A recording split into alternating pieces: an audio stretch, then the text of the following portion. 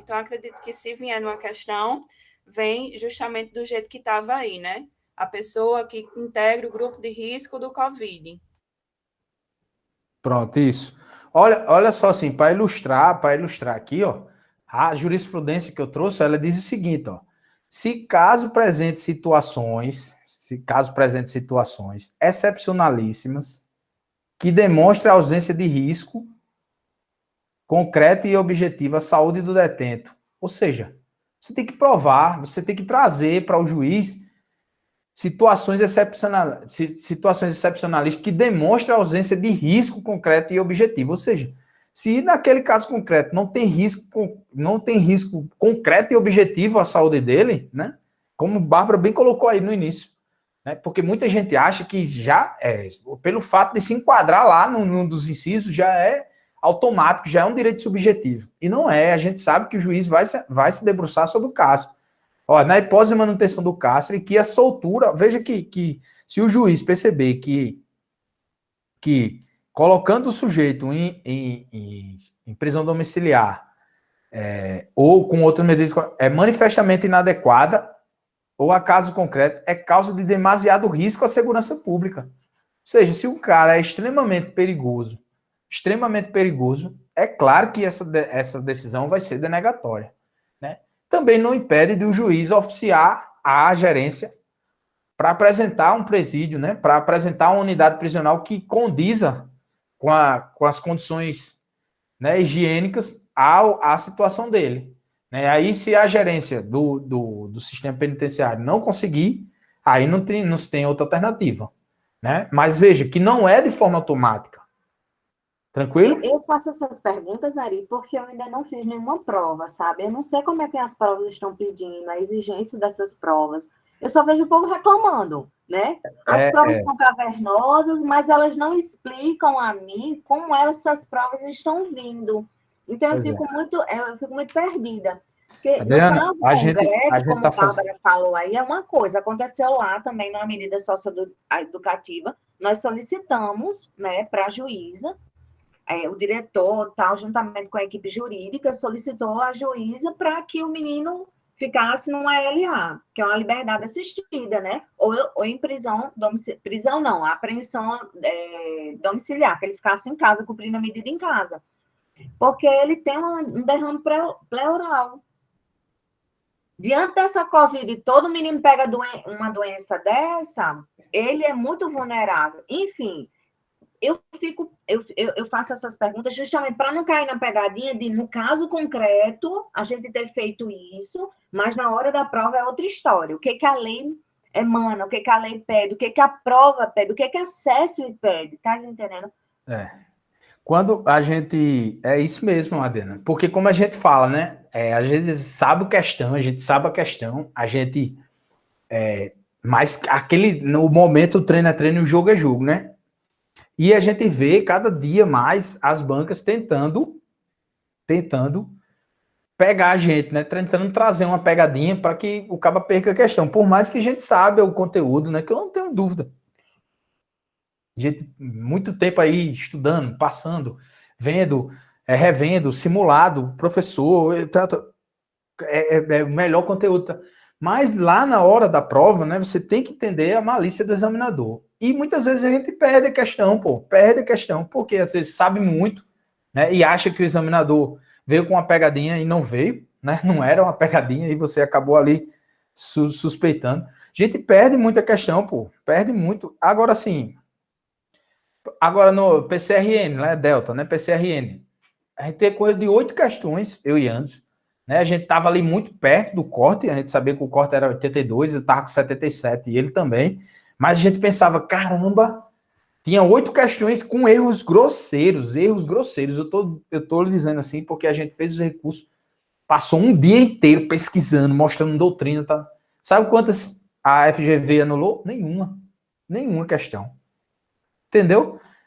É a guerra do concurseiro, é a regra do jogo, então a gente vai fazer o quê? Vai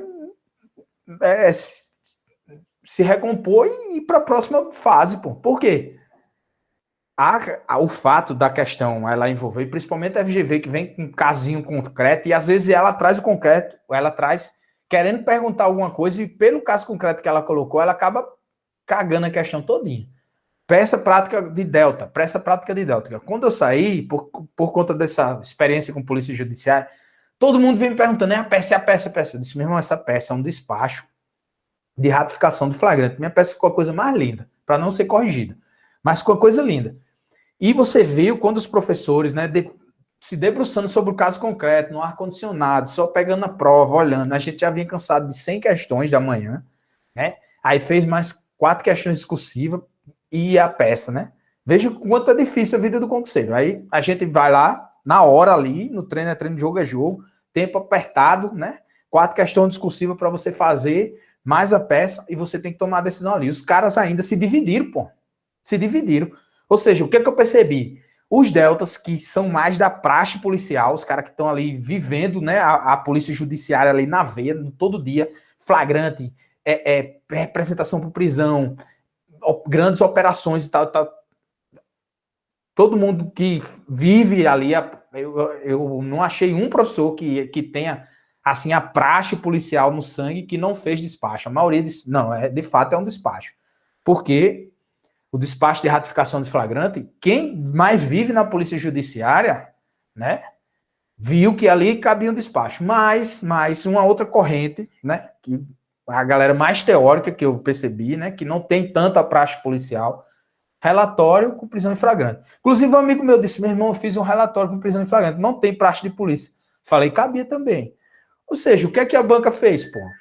Bagunçou a questão, pô. Bagunçou a questão. Quis trazer um caso concreto, né? Mas esse caso concreto, nem o próprio examinador tinha expertise de deixar uma coisa clara, de deixar algo bem simples, né, pô? Porque assim, o que você demanda de um candidato? É que o cara demonstre o conhecimento técnico jurídico, não é isso?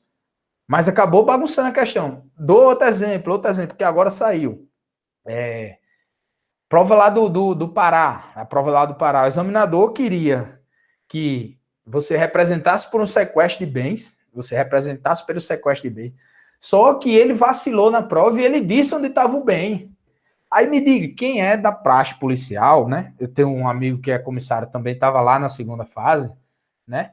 Um escrivão também, não pediu sequestro. Por que não pediu sequestro? Porque eu sabia onde estava o bem. Para que eu vou sequestrar o bem? Se eu posso buscar o bem. Se eu posso me valer de uma busca e apreensão. Só que a banca queria que você fizesse um sequestro. Mas ela vacilou quando ela me disse na questão onde estava o bem. Se ela não na questão, não deixasse claro onde estava o bem, ela estava me dizendo muito claro, ó. É a questão daí de você representar por um sequestro, porque eu não sabia onde estava o bem, mas no caso a questão vacilou. Por que eu trouxe esses dois exemplos?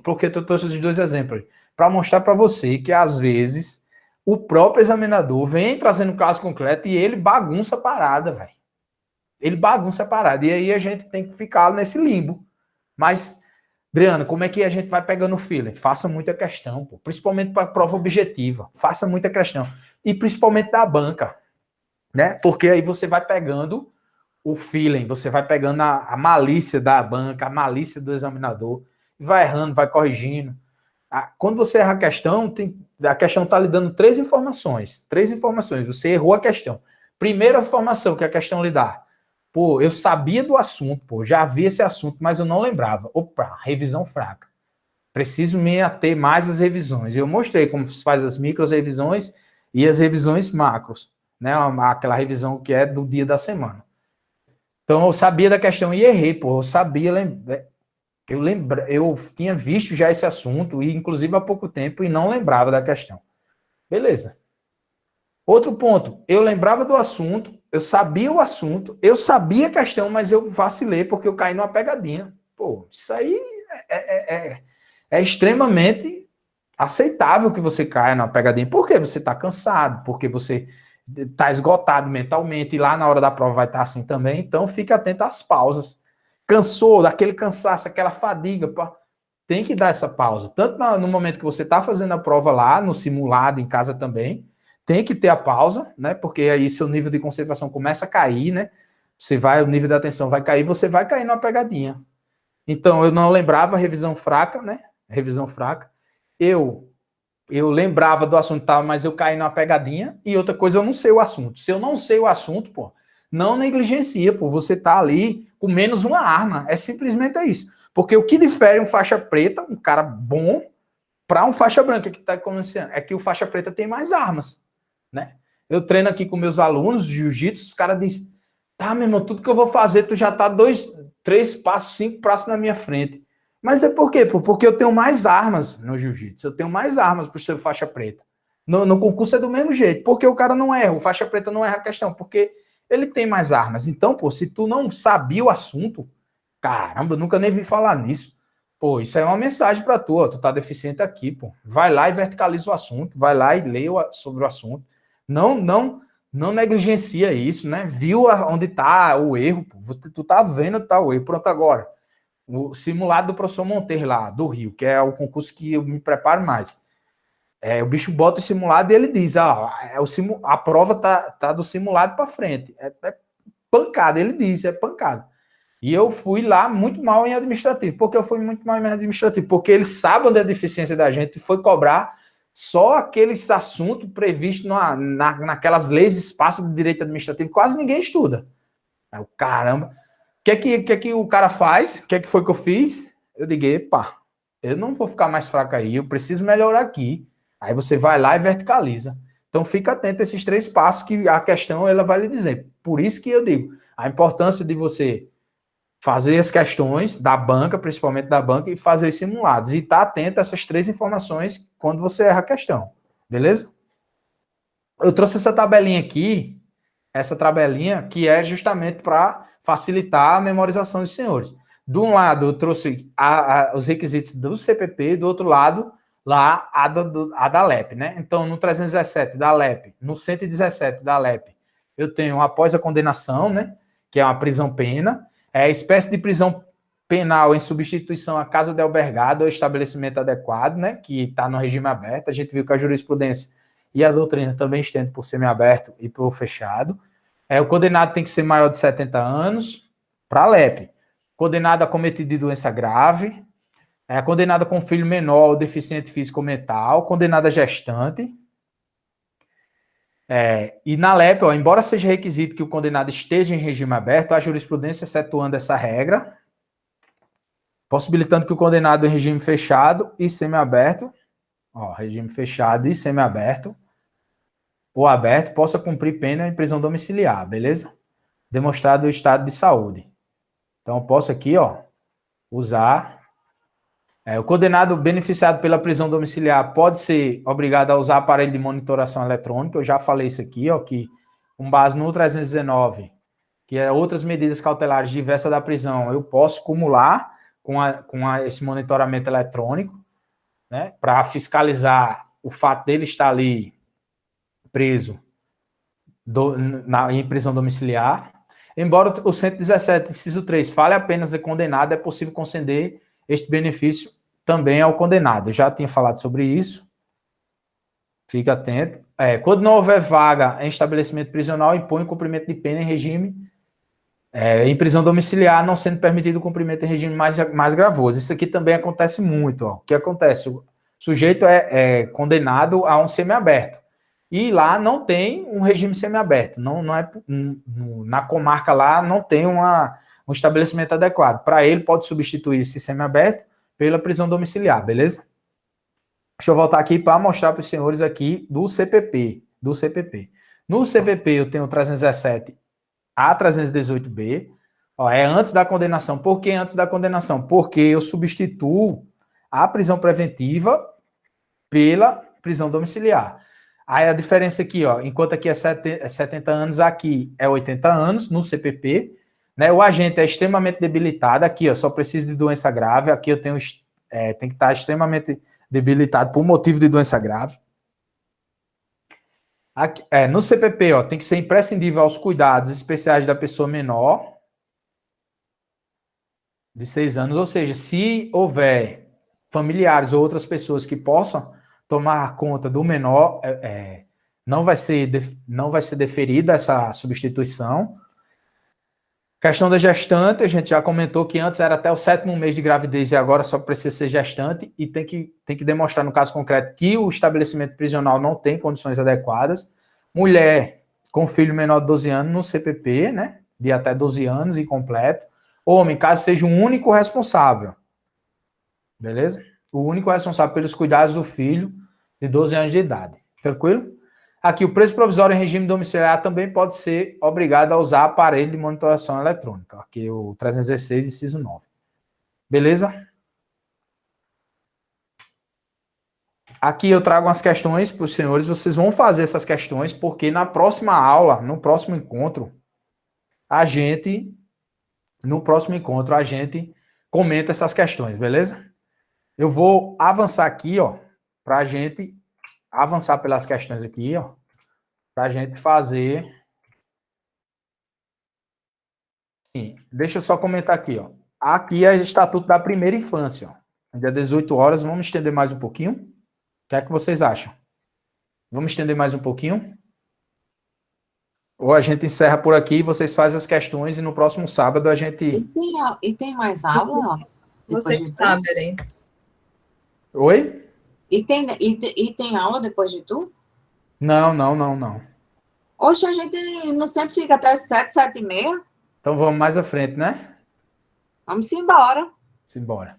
Então, ó, inserir os artigos 318A e 318B, 318A, 318B, no Código de Processo Penal, disciplinando a substituição da prisão preventiva por prisão domiciliar. Isso aqui é o Estatuto da Primeira Infância, como eu já tinha dito, né? Tranquilo? O 318A e 318B foi introduzido por esse Estatuto da Primeira Infância aqui. Então, o professor Guilherme de Souza Nutti, eu trouxe a explicação dele, que ele diz o seguinte, ó, que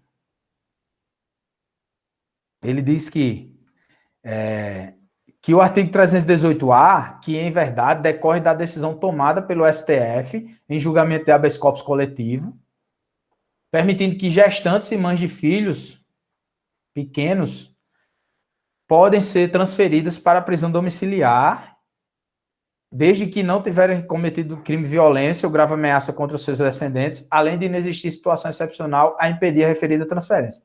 Como eu falei, né? Se um dos requisitos aqui, ó, que não pode ser a mãe não pode ter cometido crime contra os seus descendentes, beleza? A jurisprudência do STF veio trazer o seguinte, ó, reconheceu a existência de inúmeras mulheres grávidas e mães de crianças que estão cumprindo pena em prisão em situação degradante, privadas dos seus cuidados médicos pré-natais e pós-parto. Além disso, não há berçários à creche para seus filhos. Então, se no caso concreto se concluir que no estabelecimento prisional não tem condições para a gestante, para desenvolver a gestação, né, e os devidos cuidados, é possível que se converta aí essa prisão pela uma prisão domiciliar.